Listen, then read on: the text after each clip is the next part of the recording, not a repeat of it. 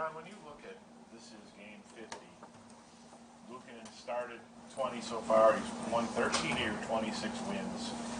I know that wasn't necessarily the plan in September, but can you grasp how important he's become in the space of 2 months here? It's fun to see that growth, and we mentioned plan at the start of the year. That's one thing you don't plan at the start of the year. You have to have an open mind on a player like Upi, and we had an open mind. We thought immediately at the start of the year it was be good for him to potentially get games in Rochester, and you watch through camp and you make that decision based on what you see in camp, and then things move forward. But you can plan all you want in the off season, but we know once that regular season starts, you've got to read and react. And the read and react on Ukko-Pekka has been pretty easy. He's shown us that he gained experience from the experiences we put him in last season. He went into more games.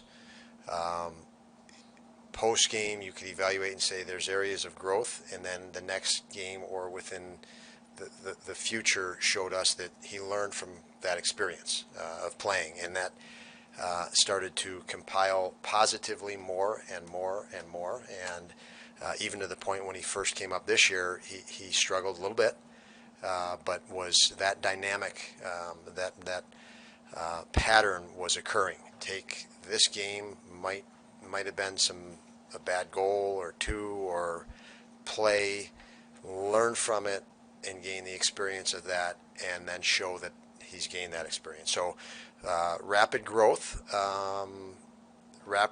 period, but the growth was from last year and the year before and the work prior that he put in, and it's it certainly is a bonus because we obviously brought Comrie in and Anderson back to allow him time to do that without the stress of I have to perform now.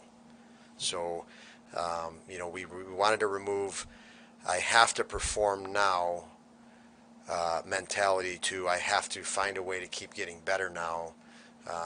That's my sole focus, because as I've mentioned, once you're a number one goalie in the NHL, you no longer have the luxury of focusing on how to get better. It's win or loss, and the pressure that can take you away from your focus on improvement. And with his ceiling, we want him to continue to focus on improvement, and now he's got a real good balance with both.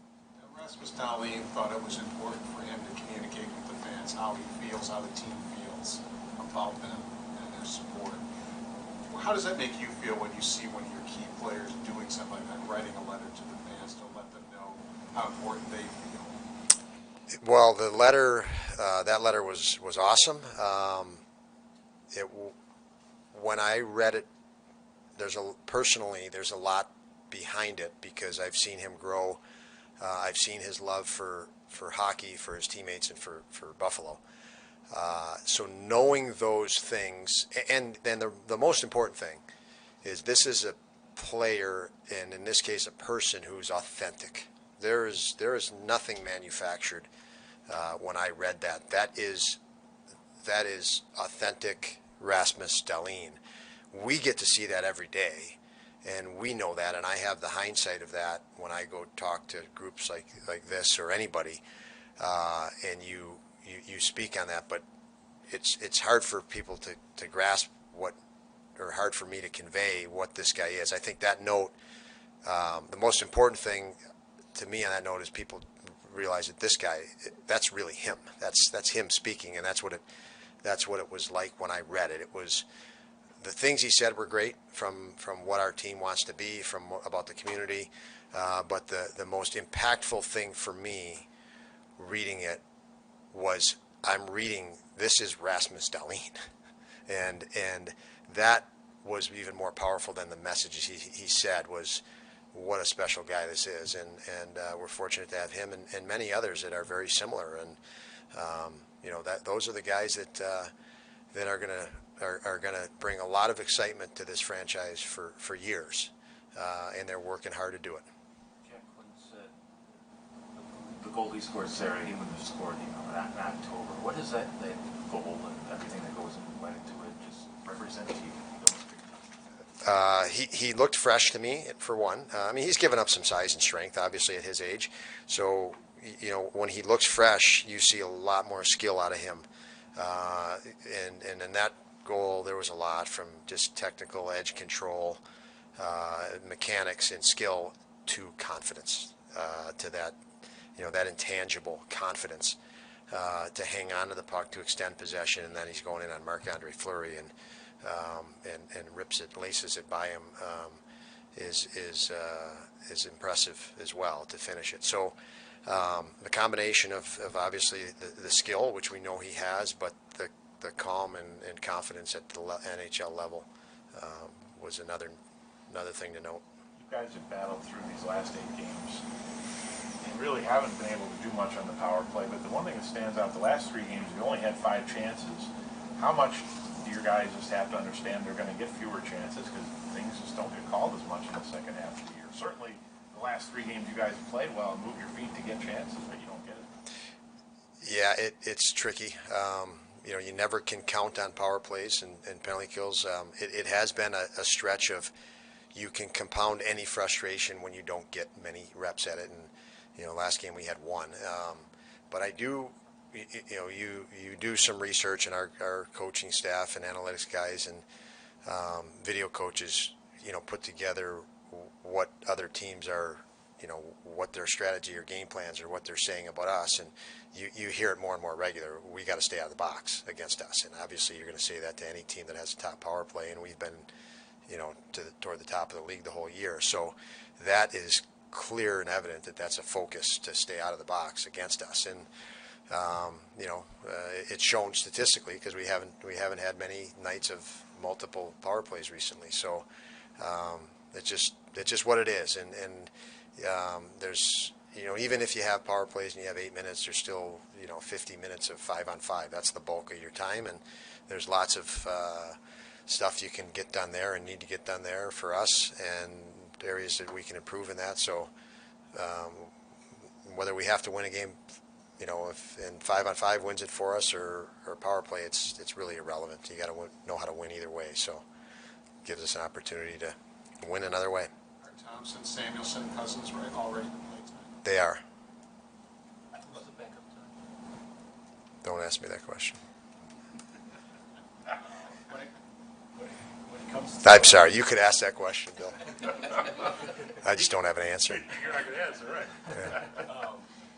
when it comes to Peyton Krebs, he was a big scorer in junior, and now he's playing very well in a different kind of role here pretty quickly. What's it say about him that he was able to make that kind of flip so suddenly and right away into it? It's impressive, and it shows resolve, for one, and it shows that this guy, to me, is serious about a lengthy career, and he knows that he knows what his skill set is at previous levels, which is a challenge for anybody. You have this skill set, and it might be speed and quickness and hands and vision and everything else, but it's always at the previous level you played at, and you don't know how much of that is going to come to the forefront at the NHL level upon arrival. It might take years for that.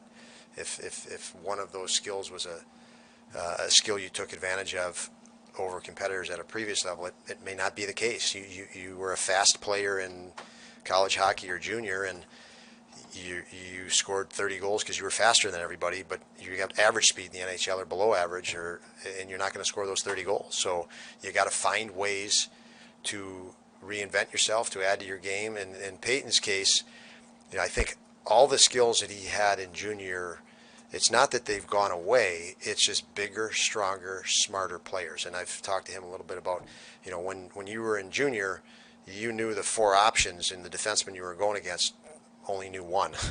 And now the NHL defenseman knows all 4. And so it's a little bit harder to make that play that you could make on a regular basis here in the NHL. And he's dedicated and committed himself to kind of learning and creating a foundation for himself, playing straightforward,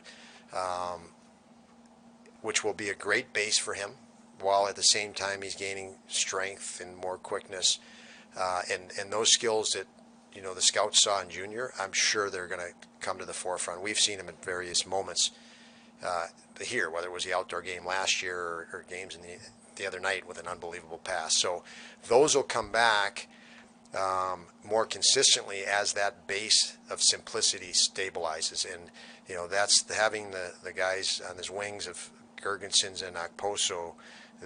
Everybody can see they have a very strong base of how to keep a game simple, and Peyton is applying that and learning that. At the same time, he's given Okposo and Gergensons a pretty skilled guy in complement, and it's a fun line to watch, and he just keeps getting better every day as a result. Carolina had a very tough game last night, overtime. Plus, they probably didn't get in their rooms till 2, 3 in the morning. It's 3 and 4. Does that change any of your preparations at all, thinking that, or no? We have to play our game. So, yeah, I mean, all of that is only good if they actually were tired and we won the game. Then we could say after the fact, hey, this was a bonus that they looked tired. But before a game, every single team in the NHL, first team, 31st team, 32nd team, it doesn't matter. You better be ready to play the game of hockey. And there's certain concrete laws, if you want, about hockey that you have to abide by. It doesn't. We know it. There could be the 32nd place team in this league come in here, and they will beat you if you're not ready to play. And so, I don't get to. It's useless to start thinking about, those elements going into a game. It's just useless. What stands out about them as a team, and what's made them successful? They are extremely hardworking, very direct, very straightforward, and almost simple. They don't complicate anything. Simple, quick shots to the net, shots in repetition. They make their opponent work. They make sure their opponents, they command that respect that you better be ready to play them. They have a relentlessness to them. So I'd say very well coached, and a team that's hit a rhythm, hitting the repeat button on what they do. They do it over and over and over, and have had huge success hitting that repeat button.